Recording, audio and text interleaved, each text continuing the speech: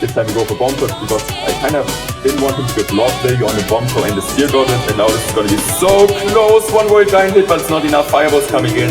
Next 250, log is coming in, but this is.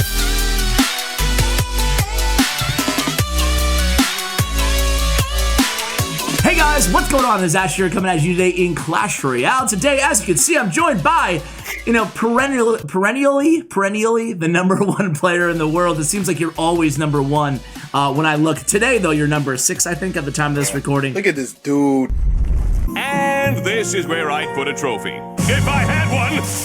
Morten, CRL Pro, YouTuber extraordinaire. Welcome to the channel, bro. How you doing? I'm doing good. I hope you as well, man. I'm glad to be back in 2021 as well. Yeah, Happy New Year. Obviously, it's so cliche. I feel like everybody's being like, oh, it's time to kiss 2020 goodbye and start fresh. But in all sincerity, you had a pretty good 2020 in terms of, the pro scene and in terms of your YouTube channel and stuff like that. How do you feel, man? Like, how are you enjoying the YouTube channel?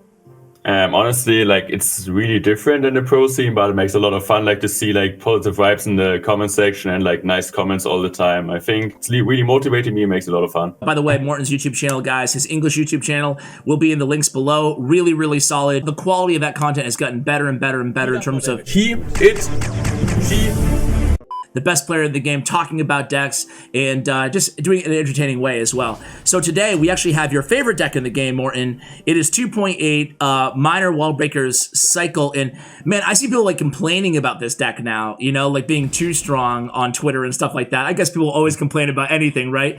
But starting out this match, you're gonna break down specific matchups for us here. But before we get into the play-by-play here, do you think this deck is too strong? And if so, what card needs to be adjusted, nerfed, or whatever? I have honestly a really interesting standpoint about Minor Wallbreaker, because I think honestly in top ladder it's not that good, and not as good as it might be in the mid ladder, because I think the worst thing about the deck for mid ladder players is because if you do one mistake against this deck, you have so many cycle, so many pressure things like this, spear gobs, bats, wallbreaker. It's so tough to defend. And if awkward cycle against Minor Wallbreaker, it feels really they're just spamming at the bridge, the wallbreaker.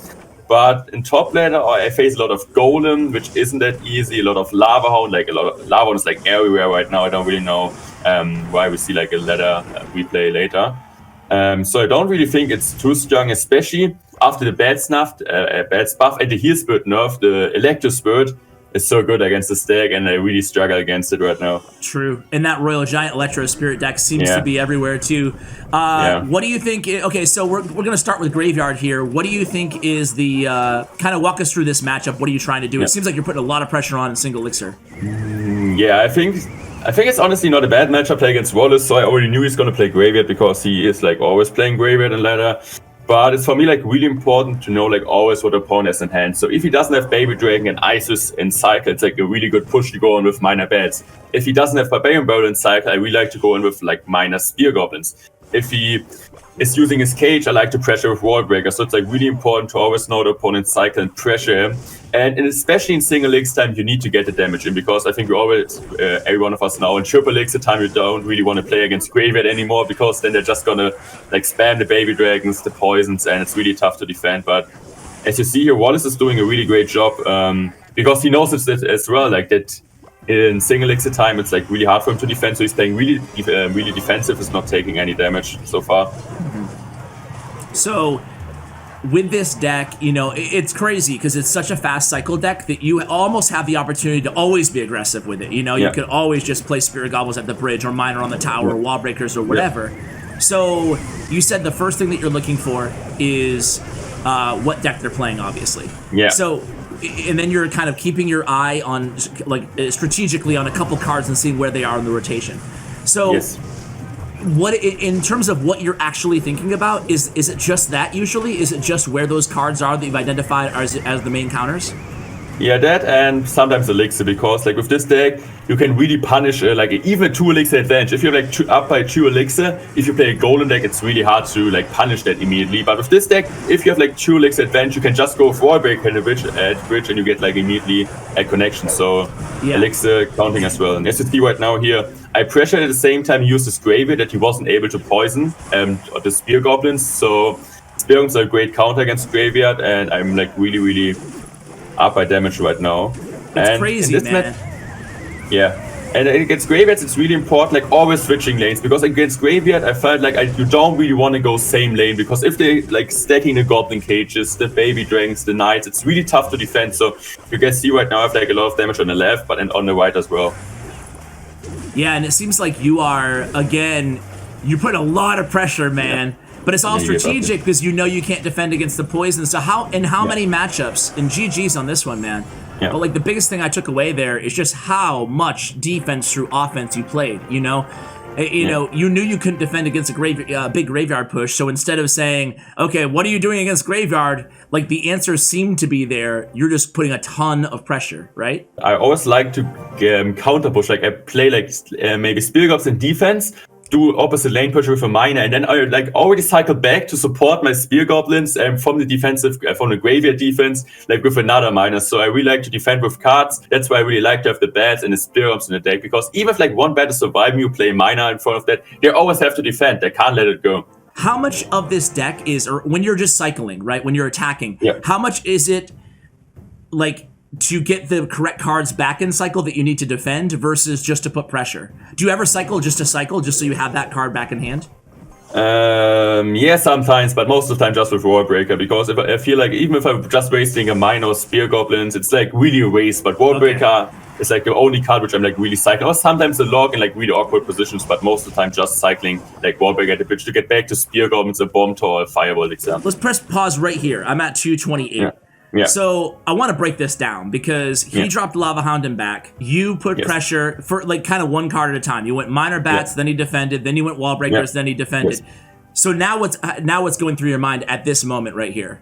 At this moment, I'm like, oh, Lava Hound is not that easy. Zap and Arrows is like really tough to defend. So I'm like right now trying like to pull the Inferno deck away. I didn't know exactly which card he has because most of the Lava Hound players have Barbarians. So he could have played Barbarians at the bridge, but right now he's supporting with guards. And I'm like thinking right now, can I still defend this, or like do I let the tower go? So like it's really thinking about, because sometimes you can over defend the lava and push, and you still lose the tower, and then they're just gonna lava up once again, and you're like at 5 elixir, and you're already saying, okay, this is GG. So you really need to think about it. Sometimes even with minor Wallbreaker, let the tower go, or what are you gonna do here? So almost like it's a chess match. I'm going to think like a few plays ahead here. So your next card up is Knight, right? So in your mind right now, you can see that you have Spirit Goblins selected. So in your mind, are you saying, okay, I'll play Spirit Goblins, see what he does, and then make the decision on whether to sacrifice the tower?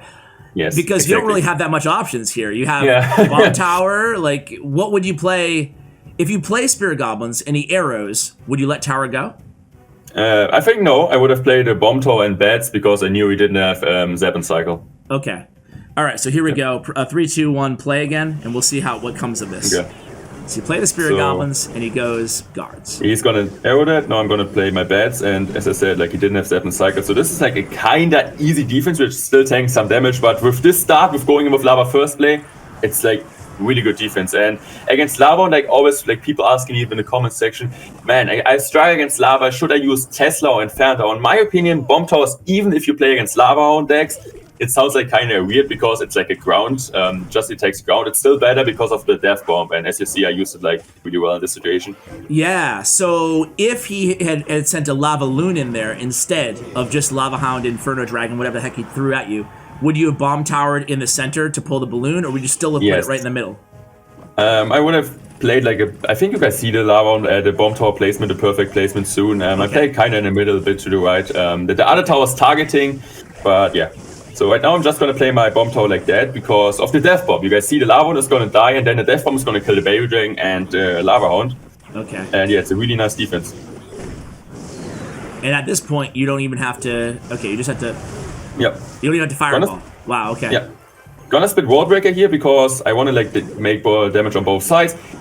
He has like a Bomber, which is honestly really annoying. I don't really have that mad card against Bomber, and Bomber is great against my spam tubes, so... I think I'm just gonna log here, and then I'm gonna go in with Bats. He's gonna drop this, so I think I'm just gonna play. Yeah, this is the perfect Bomb Tower placement against Balloon because the Bomb Tower bomb is still hitting the Balloon, and both towers are targeting that. Okay. Perfect. Yeah. So he's gonna Lava here now. I'm just gonna. I kind of go in with a Miner here because I just want to get some damage in because I know most likely. he's gonna get my tower. So because Lava and Baby Ding to defend is like really hard. This is true. Okay, so you're trying to chip away at the right tower. You know left tower's in log range. So you get 27 seconds or so left in this match. Yep. I'm gonna still try to defend it because I thought like maybe the bomb tower bomb is able to kill the lava, but was like kind of unfortunate timing. But right now I'm just gonna pressure here a bit.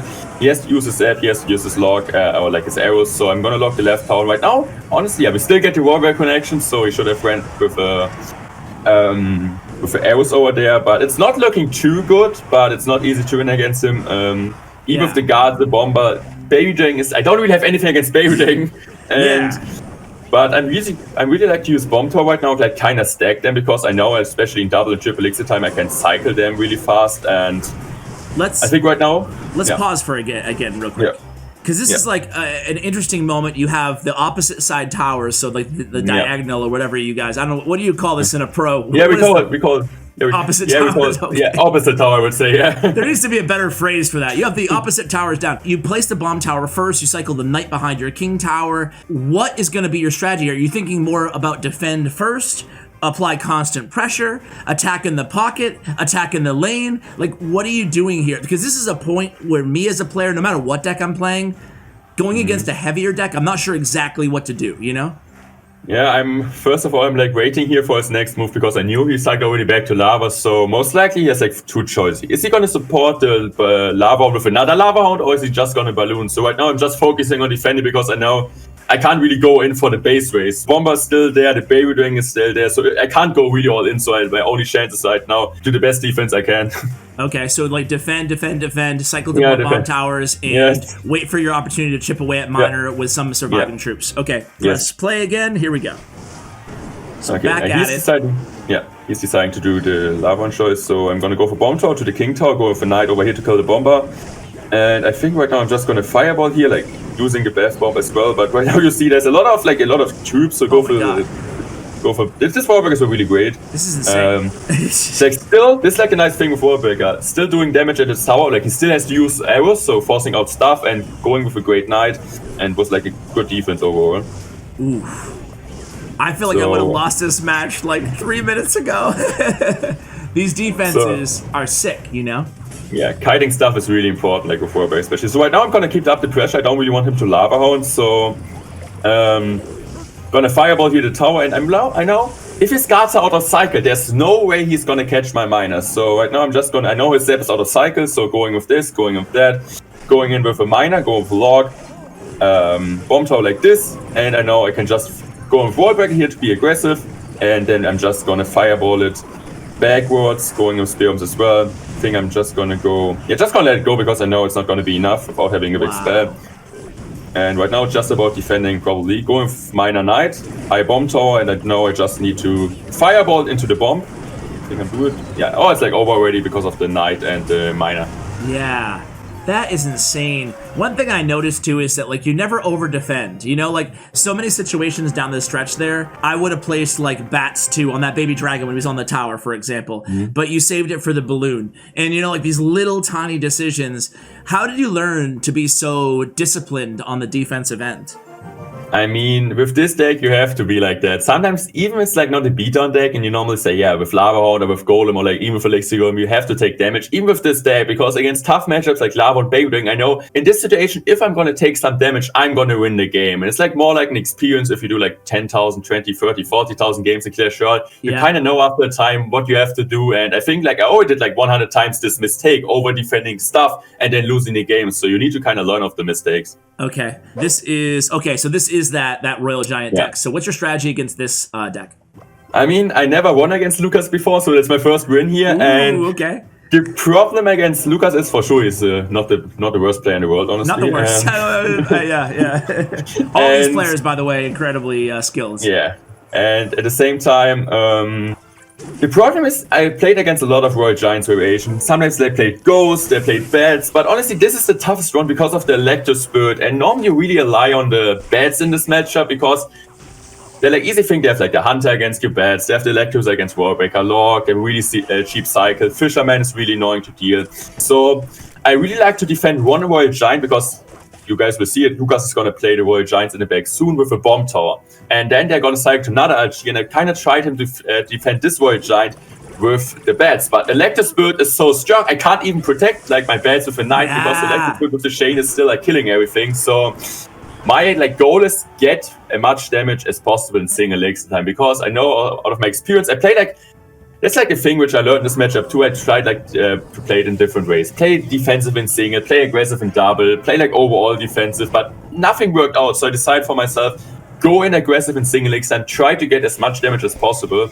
And this is like how I learned to play this matchup kind of.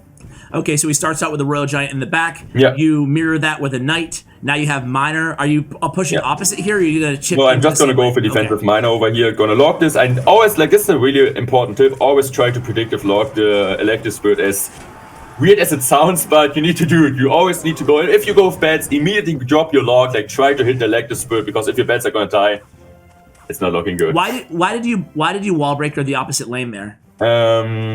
Because I knew he could have just fireballed on the right, and I always like to kind of switch up lanes, because I know after seeing his towers on like 2,300 HP, that he's gonna push same lane, and same lane against a Royal Giant player is kind of dangerous. So I really like to go in opposite lane as well. He has his skeleton, so at least I force out some elixir, and maybe if he's gonna let it go, I still have the choice to go opposite side.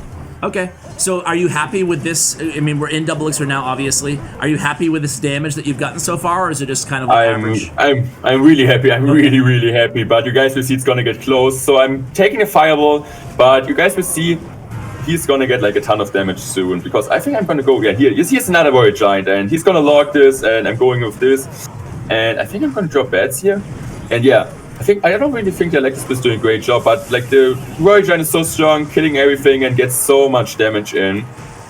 But we are still ahead. Yeah. And now you've got 10 seconds left. Yeah. I think I'm going for Miner here to try to get some chip damage. He is doing a great job catching it with a Fisherman. But like he has the game, he can like kind of slow right now from Royal Giant, and I need to push same lane, and this is not really one you have. Like great Electric Spirit by him here, and he's up by Elixir as a Royal Giant in the field, and I know this is gonna be tough right now to defend. Yeah. Oof. So going with Spear Goblin, I thought about fireballing. I'm like, okay, if I fireball this, I'm most likely gonna lose. So yeah, going in it's with so tricky with fireball when to know to go in and. Okay. Going in with a Miner defensive, going with this. I know I need to bomb tower, because otherwise he's just gonna lock my Spear Goblin. So last second bomb tower, but damage is kind of even right now, and yeah. Is there any strategy to like putting the bomb tower to kick the Royal Giant off tower, or is it just trying to place it right on top of him, basically?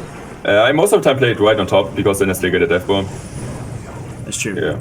So Log still helping you out a lot, and I had to play it. Like I had to play it because one RG hit. Fireball, log, GG. Yeah. So gonna keep up the pressure, because I know even if he's gonna still drop cards, the bomb tower is still there. So I think right now, I at least have the advantage right now. I'm always kind of get chip damage. He's doing a big mistake here, like clicking his hunter. So immediately going in with fireball, going for log prediction on his skeletons, and going in with a high Boyo here, going with this. Even if he's gonna log, it's not gonna be any damage because of the death bomb here. Great log, and I think right now I just need to be aggressive here. Fireball cycle, and I have a faster cycle. Apply pressure here, even he's gonna go for a giant. He still needs to drop anything, going with Spear Gobs. This time we go for Bomb Tower, because I kind of didn't want him to give log value on the Bomb Tower and the Spear Goblins, and now this is gonna be so close. One Royal Giant hit, but it's not enough. Fireball's coming in. Makes 250, log is coming in, but this is it. Oh, wow. Dude, that was a match, man. I don't know. It's probably too simple to say that he might have won that if he didn't place the Royal Giant in the opposite lane. But like when you see a mistake like, or the hunter, when you see a mistake like that, like a hunter in the opposite lane, it's not immediately apparent that that's gonna like lose him the game or anything. It's not a huge mistake. Do you think I need to punish that mistake, or do you think, okay, I have a very slight advantage, I'm gonna play a little bit more aggressively? Honestly, it really depends on your elixir situation. If you're like up by elixir after he plays the hunter, then yes. But really be careful. Sometimes like people are like overreacting to mistakes from an opponent. So after seeing the hunter out, don't go in with minor warbreaker beds, Spear Gobs at the bridge, fireball, and lord. I think sometimes I might do that. I'm like, mistake, I just spam. You still need to think he's just down by 4 elixirs, not by like 10,000. So you can punish that, but be careful with like, because after that push, you're like, why does he have like a Royal Giant on the field? And I'm like, at 0 elixir. Yeah. Okay, that's good advice. Hey, what do you think of CRL? I haven't gotten your opinions on CRL 2021. Obviously, there's pros and cons, but are you excited about it, or how do you feel about it? I'm excited about that. I think overall, most likely for the game itself, it's better for sure. As a pro perspective, the old one was better with like safe salary and stuff. I think like everybody. Are you gonna still look for a salary? What? Are you gonna look for a salary, or do you think you're gonna go rogue, like free agent? I mean, just like, by yourself. Top secret. Top secret. Right? Okay. Is SK still gonna contract players or no? Yes. Okay. All right. Back to that. I like it. So. Okay. Golem, man. I don't want to say it, but I dislike Golem so hard right now. I don't really like it. I hate to play against Golem because I don't know. Golem Knight, which with this deck at least it's so hard to defend. And especially I think didn't you share this deck or like a similar deck on your channel? Probably, man. Probably, because whenever I have any guest on the channel and I either ask them who do you not want to face, or hey, save some good replays against really good players for the video, they always pick Morten. If they ever win against you, they're like, okay, Morten, So before you can break down this matchup, I have to ask you the same question because everybody says Morten. Like I really want to say every CRL pro that I've had on the channel, and I'm like, what guy do you not want to face? Like if everything's on the line, everybody says Morten. So let me flip it on you. Is there one or two players? That might not even be the player that you think is necessarily the best, but one player that you just feel like has your number, or one player you don't like facing in CRL?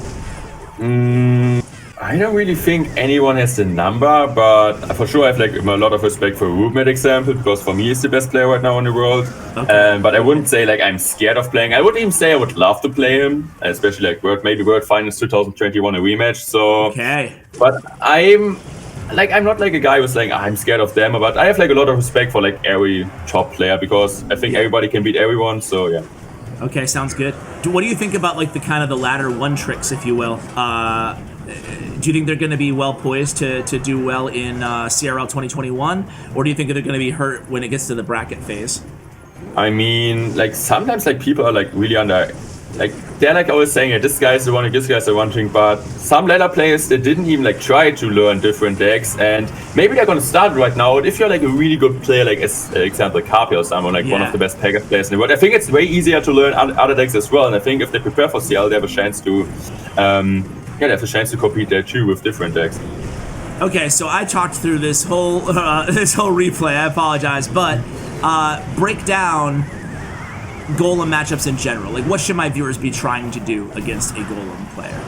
I mean, we saw what you did. Yeah. So the most like annoying part for you, like as a wall breaker player, is if they go in with Golem Night Witch. So most of the time they go in with a Night Witch in the back, set up a Golem. Immediately if you see the Night Witch in the back, go opposite lane. Doesn't matter if it's with minor Spear Gobs, minor bats, even with a Knight at the bridge, try to punish them. Because if the opponent go in with a Golem Knight, which is almost impossible for you to defend it, especially if they do it in overtime. So you really need to keep up the pressure. And I think I saw it in this match. I play a lot of Knights at the bridge. I'm being really, really, really aggressive. Like cycling 2 bomb towers is always a good move. Like 1 bomb tower to distract the Golem, and then especially in double elixir when you have enough elixir. With another bomb tower, cleaning up the backup troops with the death bomb. And this is like how you should play against Golem. And like don't give him too much lightning value on the Knight, and the bomb tower is like another good tip. Yeah, so I'm going to flip the question. I'm going to play it one more time and force some time and speed in case people missed it while I was going to ask you questions. But if flipping it, if you're a Golem player against you, and I don't know if you wanted this information to be public, but what should they be doing? Should they be ignoring your pressure and just building a huge Night Witch Baby Dragon push? Or honestly, if I play against the best Golem players in the world, they know how to play it. Most of the time they're playing really defensive in single legs at the time.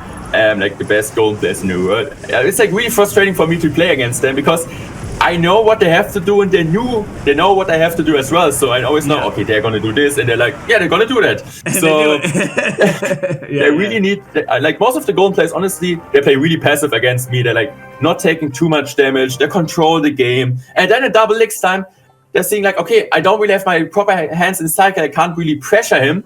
They're going to go for goal in the back, building up a big push. They're getting my tower with the first push, and then the game is over because I wasn't able to get damage in single elixir time. So if you're a Golem player, play against wall breakers. Try to play passive in single and then in double. If you see maybe the opponent doesn't have his proper hands in counter, or you have a good cycle, you have Golem Knifage on hand, just drop a Golem, and then yeah, you're gonna win.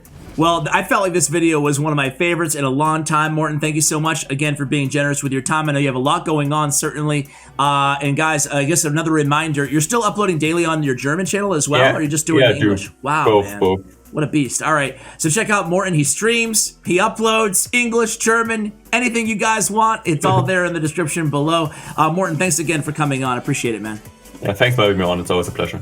All right, guys, big shout out to Morten. Check out his player stats and profiling, StatsRoyale.com. And a big shout out to Bren Chong, my YouTube partner. Check out his information as well. Thank you for watching, and as always, take care, guys.